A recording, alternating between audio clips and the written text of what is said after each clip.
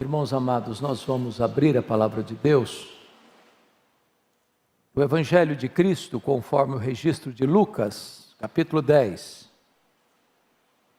Lucas, capítulo 10, a partir do verso 1. Está escrito: depois disto o Senhor designou outros 70 e os enviou de 2 em 2, para que o precedessem em cada cidade e lugar aonde ele estava para ir.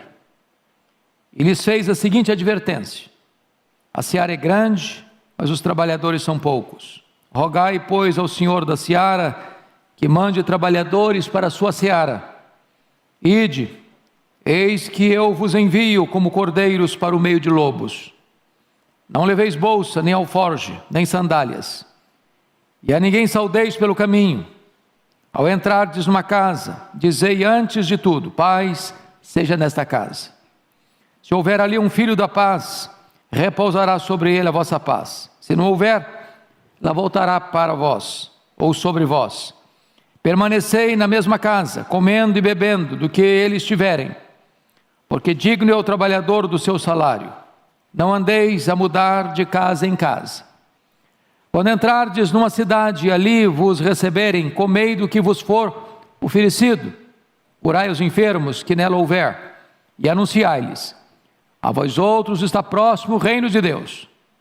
Quando, porém, entrardes numa cidade e não vos receberem, saí pelas ruas e clamai. Até o pó da vossa cidade se nos pegou aos pés, sacudimos contra vós outros. Não obstante, sabei que está próximo o reino de Deus. Digo-vos que naquele dia haverá menos rigor para Sodoma do que para aquela cidade. Verso 17.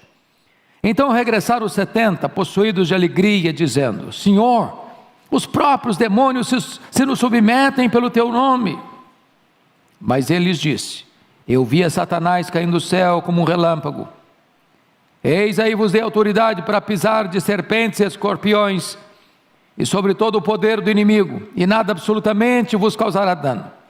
Não obstante, alegrai-vos, não porque os espíritos se vos submetem, e sim porque o vosso nome está arrolado nos céus. Naquela hora exultou Jesus no Espírito Santo e exclamou: graças te dou, ó Pai, Senhor do céu e da terra, porque ocultaste estas coisas aos sábios e instruídos e as revelaste aos pequeninos. Sim, ó Pai, porque assim foi do teu agrado. Tudo me foi entregue por meu Pai. Ninguém sabe quem é o Filho, senão o Pai, e também ninguém sabe quem é o Pai, senão o Filho, e aquele a quem o Filho o quiser revelar. E voltando-se para os seus discípulos, disse-lhes particularmente: bem-aventurados os filhos que veem, ou melhor, bem-aventurados os olhos que veem as coisas que vós vedes. Pois eu vos afirmo que muitos profetas e reis quiseram ver o que vedes e não viram, e ouvir o que ouvis e não o ouviram. Irmãos amados, eu gostaria de pensar com vocês sobre evangelização, uma obra de consequências eternas.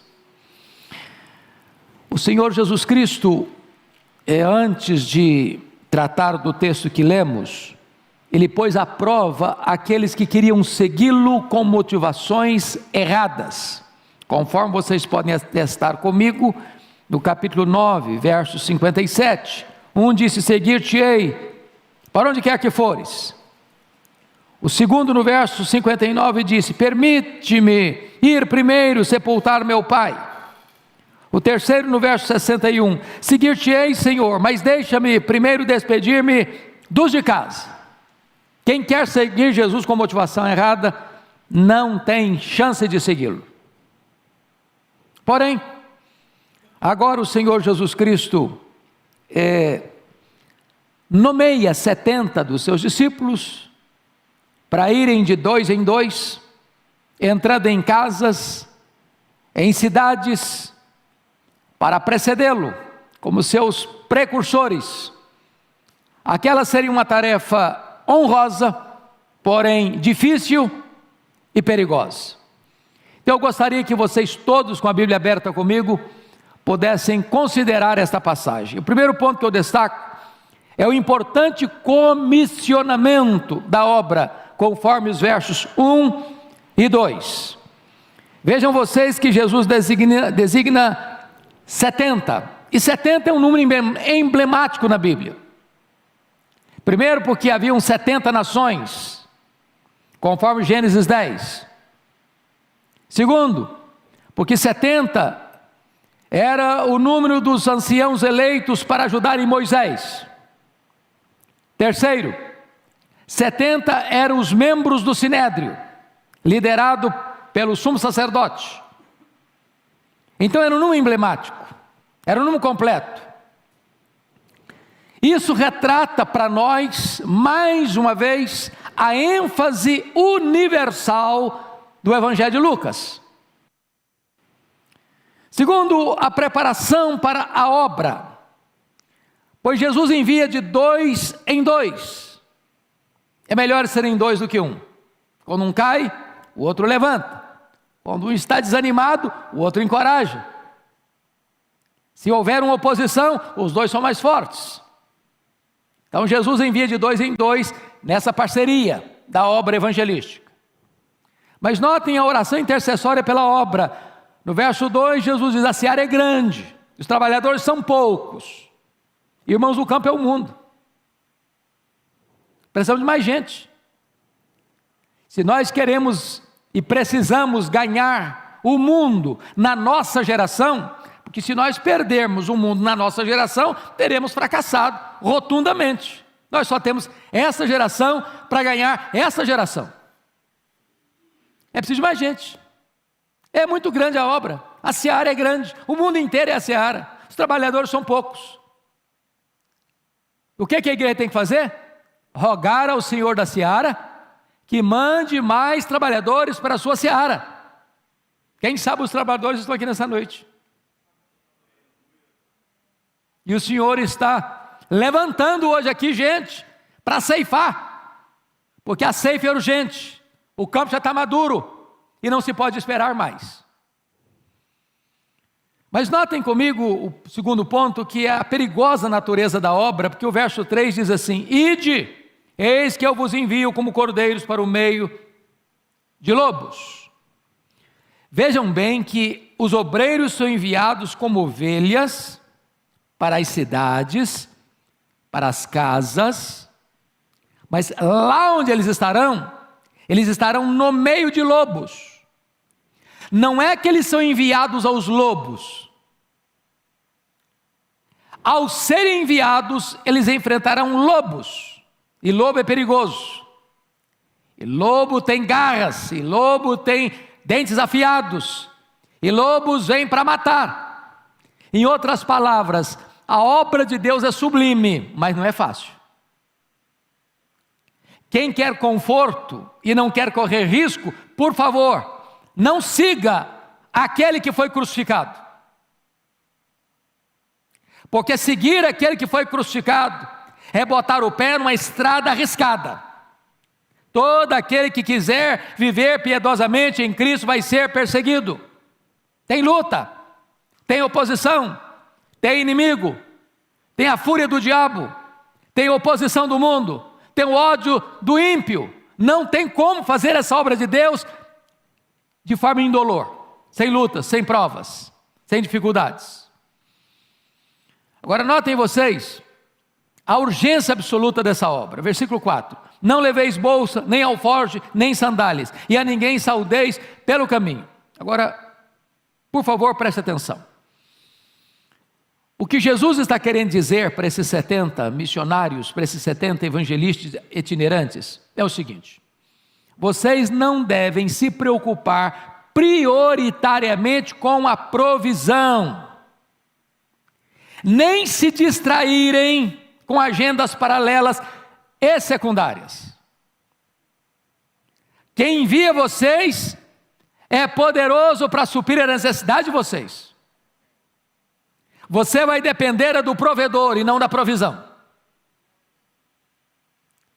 Quando o Senhor Jesus está dizendo, você não deve saudar ninguém pelo caminho, Jesus não está ensinando os evangelistas a serem antissociais ou deselegantes. é que as saudações naquela época eram demoradas, tinha todo um protocolo, e a obra era tão urgente que não poderia o evangelista se distrair com qualquer outro trabalho que não recebesse a urgência dessa obra. Então preste bem atenção nisso, querido irmão. Cuidado para você não se distrair com tanta coisa. A obra é urgente, ela não pode esperar.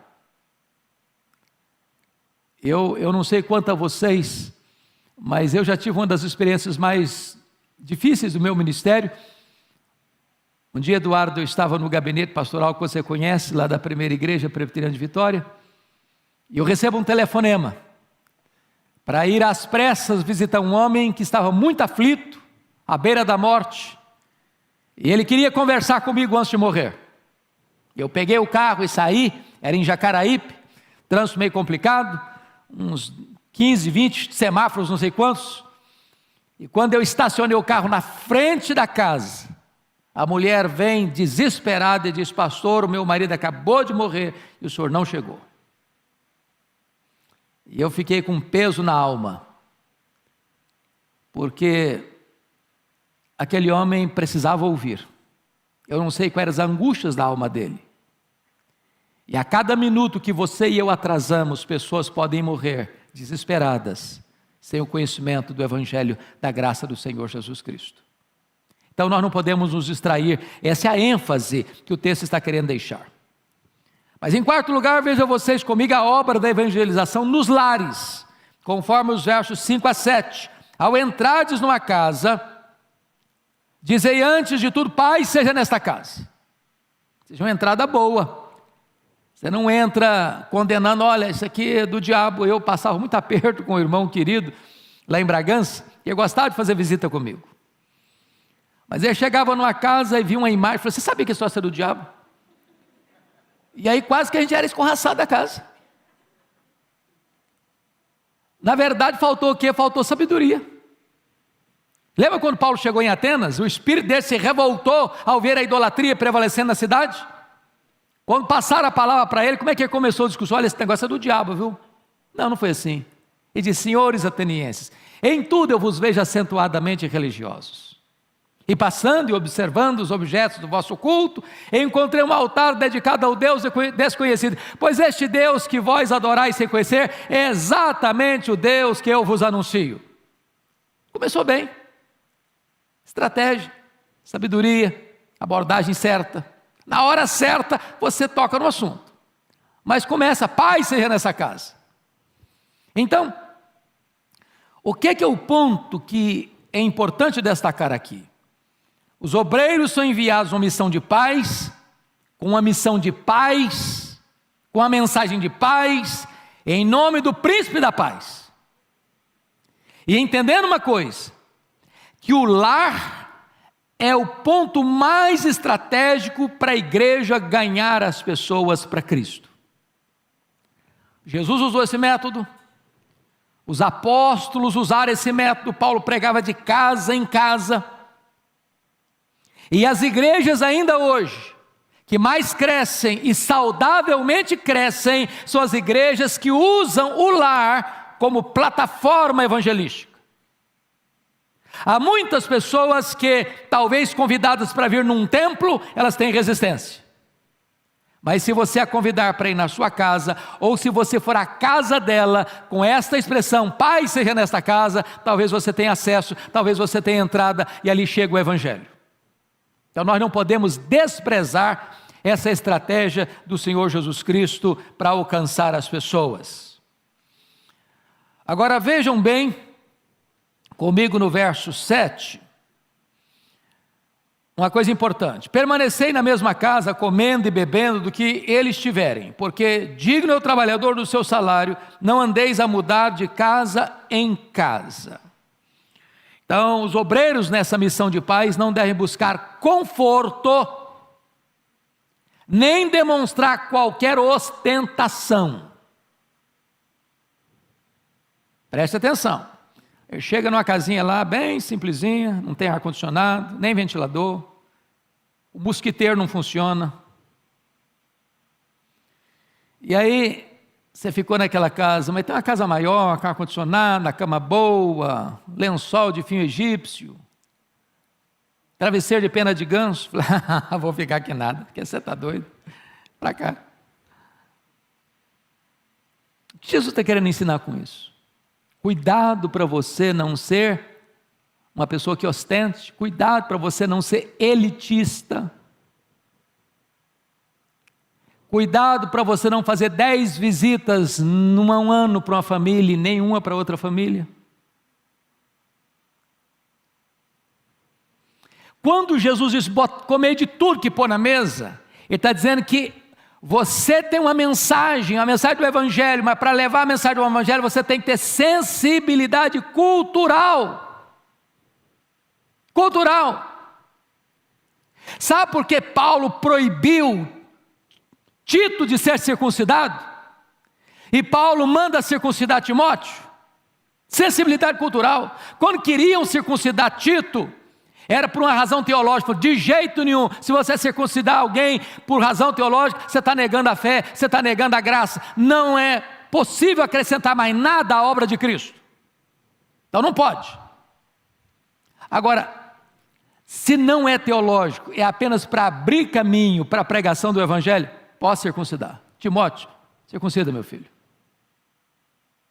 Eu estava pregando num país africano há pouco tempo, e eu achei muito curioso o que um dos pastores me disse.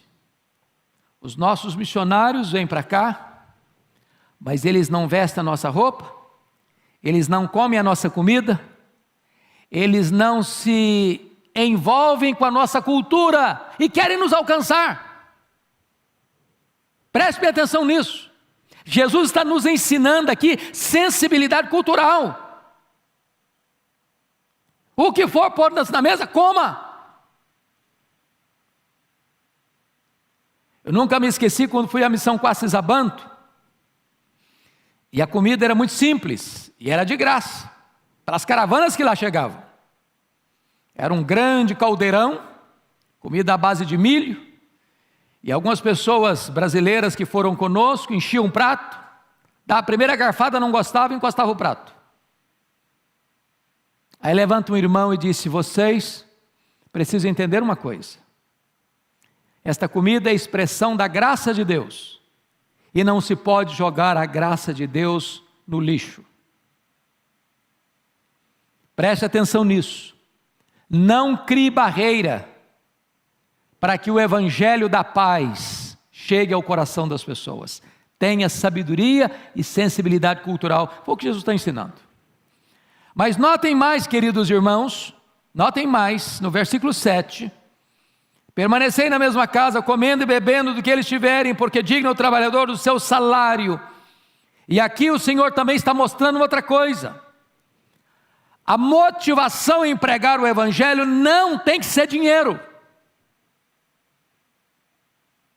Nós estamos vivendo uma época hoje complicada do comércio do sagrado, de pregadores, de cantores só atenderem uma agenda sabendo quanto vai receber. Virou comércio. E o Senhor Jesus está reprovando esse princípio para todos nós, que temos o privilégio de levar a palavra de Deus. Agora notem comigo, em quinto lugar, a obra da evangelização, agora não nas casas, mas a partir do verso 8, nas cidades. Quando entrardes numa cidade e ali vos receberem, comei do que vos for oferecido. Veja de novo aí que Jesus está preocupado com cardápio não. Não é com cardápio que ele está preocupado. Não é com a dieta que ele está preocupado. Ele está preocupado com o quê? Sensibilidade cultural. Então eu quero destacar aqui algumas coisas. Primeiro, a aceitação do Evangelho nos versos 8 e 9. Quando entrares numa cidade, ali vos receberem, comei do que vos for oferecido, curai os enfermos que nela houver, e anunciai-lhes a vós outros está próximo o reino de Deus. Então veja você, que Jesus está mostrando que a pregação aos ouvidos precisa ser precedida da pregação aos olhos. As obras poderosas precedem a palavra de poder. E aqui, irmãos, talvez a necessidade da preparação para pregar. Porque o próprio Jesus, no seu ministério, quando as multidões o procuravam para serem curadas e para ouvirem os seus ensinamentos, muitas vezes ele se retirou da multidão, foi para um lugar solitário, passou a noite orando, e quando retorna, o poder de curar estava sobre ele. Às vezes nós estamos vazios de poder, porque nós estamos num ativismo perigoso, colocando a obra do Senhor no lugar do Senhor da obra. Precisamos de poder. Não é que o milagre é o Evangelho, mas ele abre porta para o Evangelho.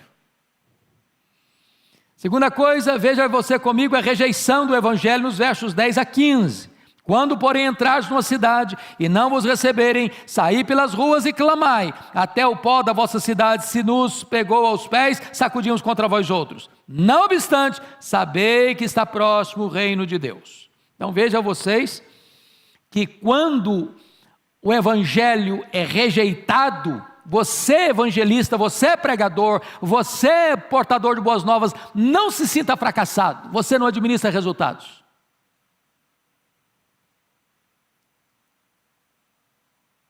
Agora, o fato das pessoas rejeitarem, elas estão acumulando juízo sobre a cabeça delas. É nessa conjuntura que haverá mais rigor para essa cidade que rejeitou os mensageiros e rejeitou o Evangelho, que para Sodoma e Gomorra. Mas os evangelistas que estão sendo rejeitados, e o Evangelho pregado está sendo rejeitado, tem que ser pregado com clareza. Não obstante, apesar de vocês rejeitarem, entenda isso, está próximo o reino de Deus. Vocês não querem escutar, mas tem que escutar. O reino de Deus está chegando. Está chegando. Não são vocês que rejeitam, que vão validar ou invalidar a mensagem que nós pregamos. Ela é verdadeira, ela vai acontecer, ela é real. O que Deus falou vai acontecer, quer recebendo vocês ou não. O reino de Deus está próximo.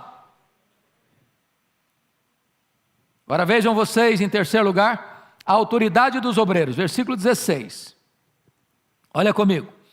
Quem vos der ouvidos, ouve-me a mim. E quem vos rejeitar, a mim me rejeita. Quem, porém, me rejeitar, rejeita aquele que me enviou. Irmãos, olha que coisa impressionante isso aqui. Você é um embaixador. Um embaixador é alguém, por exemplo, o embaixador do Brasil. Ele está no Canadá, na França, na Alemanha. Ele é um brasileiro. Ele está lá no outro país. Ele não pode se naturalizar lá. Ele é daqui. Ele é cidadão daqui. Ele representa o seu país. Ele fala em nome do seu país. Ele não fala de moto próprio. Ele não representa a si mesmo. Ele representa o seu governante. Ele representa a sua nação.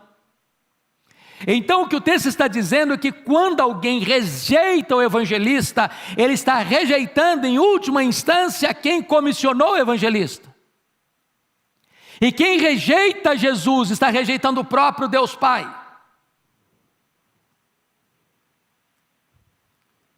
Não é uma questão pessoal. Quem está mandando você, comissionando você, é aquele que tem todo o poder e tem toda a autoridade nos céus e na terra. Você está representando o Rei dos Reis, o Senhor dos Senhores. Você é embaixador dos céus, você é embaixador de Deus, você é embaixador de Cristo. Nunca se sinta pequeno, nunca se sinta miúdo, nunca se sinta achatado, nunca se sinta diminuído. Se alguém ao ouvir a sua mensagem, a mensagem do Evangelho, rejeitar este Evangelho, virar as costas para você, entenda isso, ele não está rejeitando você, ele está rejeitando aquele que enviou você. Bom, deixa eu sintetizar até aqui em 5 pontos. Primeiro, o pregador não deve estar sobrecarregado com preocupações financeiras. Digno é o trabalhador do seu salário.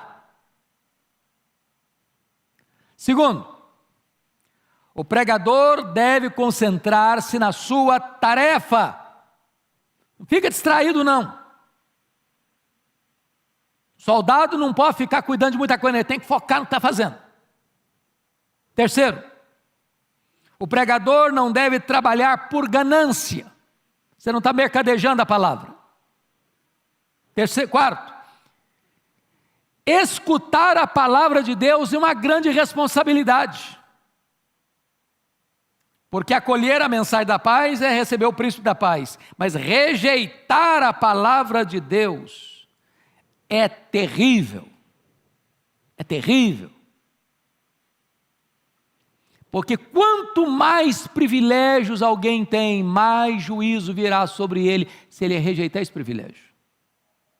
É por isso que Jesus Cristo diz que vai haver um rigor muito maior para Cafarnaum do que para Sodoma e Gomorra, porque ele morou em Cafarnaum, porque ele fez milagres em Cafarnaum, porque ele ensinou em Cafarnaum, porque Cafarnaum viu as obras portentosas de Deus, e apesar disso, rejeitou o Messias e rejeitou o Evangelho.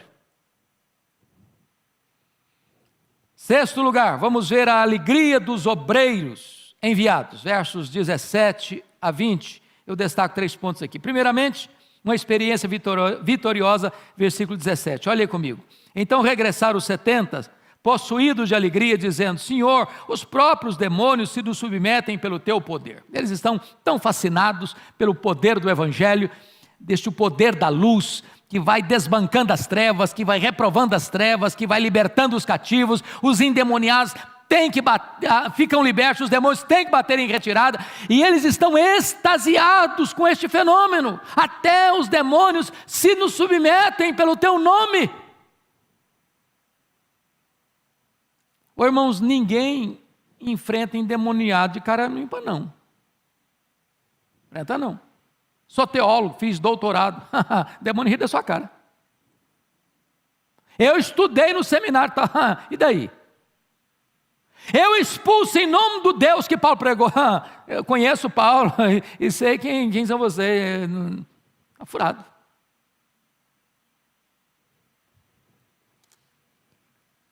Eles estão impressionados, não é porque eles têm poder. Eles estão impressionados que os demônios se curvam diante do poder do nome de Jesus. Este nome tem poder. Não é uma nomenclatura, não é citar o nome, não. É ter compromisso com esse nome. Segundo lugar, uma advertência oportuna. Olha os versos 18 e 19, mas, veja a adversativa mais, hein? Preste atenção aqui. Mas, ele lhes disse: eu via Satanás caindo do céu como relâmpago.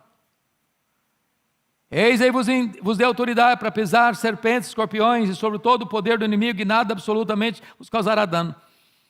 Qual é o ponto aqui? Eles estão fascinados porque os demônios se submetem a eles pelo nome de Jesus. E Jesus: olha, eu vi Satanás cair como relâmpago. Ponto aqui é o seguinte: por que Satanás caiu? Por causa de quê? Soberba. E as nossas mais profundas alegrias podem estar fermentadas pelo levedo do orgulho, e não há orgulho mais perigoso do que o orgulho espiritual. Preste bem atenção no que eu vou lhes dizer. Muito cuidado em você estufar o peito, dizer: eu prego com poder, eu oro com poder, eu expulso demônios porque eu sou um homem experiente, uma mulher de Deus. Cuidado para você não atrair os holofotes para você. Cuidado para você não esconder a sua soberba, a sua arrogância espiritual com a capa religiosa, com a capa da piedade. Cuidado. Jesus está alertando esses homens. Se Deus está abençoando o seu ministério, bote a boca no pó. Não toque trombetas. Não acenda as luzes da ribalta em cima de você. Terceiro lugar, Jesus trata de uma alegria maior no verso 20, confira comigo. Não obstante, alegrai-vos, não porque os espíritos se vos submetem, sim, porque o vosso nome está arrolado no livro da vida. Nossa maior alegria, irmãos, é ter o nosso nome no livro da vida. Nossa maior alegria não está no serviço, mas na graça salvadora de Deus. Bendito seja o Senhor. Certa feita perguntaram para Sir James Simpson, o inventor do clorofórmio, perguntaram assim: Sr. James Simpson, qual foi a sua maior descoberta? Pensando que ele fosse falar das suas descobertas científicas, e ele respondeu assim: minha descoberta mais grandiosa foi quando eu dei conta que Jesus Cristo era o meu Salvador. Louvado seja o Senhor. Mas eu quero terminar, irmãos, com o último ponto. A alegria de Jesus, o enviador. Chama a sua atenção para 3 verdades solenes. Primeira, a soberania de Deus na salvação, versículo 21. Naquela hora exultou Jesus no Espírito Santo e exclamou: graças te dou, ó Pai, Senhor dos céus e da terra, porque ocultaste estas coisas aos sábios e instruídos e as revelaste aos pequeninos. Sim, ó Pai, porque foi assim do teu agrado. Meus irmãos, é a primeira vez nos evangelhos que Jesus está se alegrando, exultando em espírito. Por 2 razões. Primeiro, porque Deus é soberano para ocultar. A gente não costuma dar graças e nem glorificar a Deus por aquilo que Ele oculta, né? Irmão, se evangelho fosse por um quesito de inteligência, todos os sábios deste mundo abraçariam o evangelho. Se o evangelho fosse por uma questão de status, os ricos, os poderosos abraçariam o evangelho.